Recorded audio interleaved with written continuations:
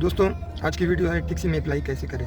तो सबसे पहले मैं आपको बताता जाऊँ कि टैक्सी की जो कंपनियाँ है ज़्यादातर मुसफ़र में, तो इसके लिए आपको मुसफ़र जाना पड़ेगा अबू धाबी की टैक्सी के लिए।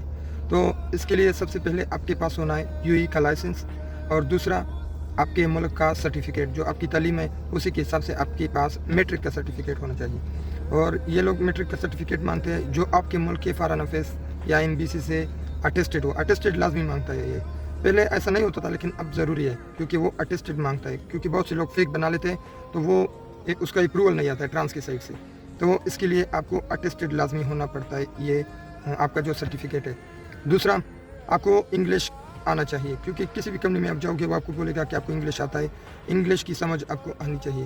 पहले ही आपको फार्म देते हैं, उसी के हिसाब से आपको देख लेते हैं कि आपको इंग्लिश आता है कि नहीं आता है। फार्म आप फिल करोगे, उसमें आपका इंट्रोडक्शन होगा, कुछ सवालात होंगे, तो उसी के हिसाब से आपका इंग्लिश का चेक होगा कि ये इस बंदे को इंग्लिश आता है या नहीं आता है। वो फार्म आप फिल करोगे तो उसके बाद एक टीचर आपको इंटरव्यू वाले रूम में लेके जाएगा। वहाँ एक ऑफिसर बैठा होगा, वो आपका इंटरव्यू लेगा।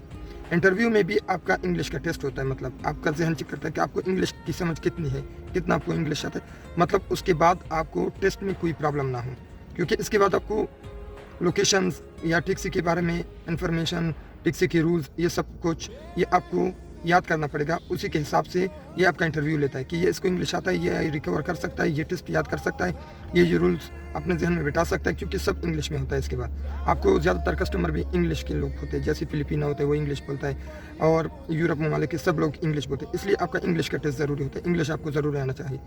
तो फिर इसके बाद अगर वो आपने पास किया तो आपको कंपनी की साइड से अप्रूवल मिल जाता है। वो आपको बोलता है कि अपना वीज़ा कैंसलेशन लेटर लेके आओ।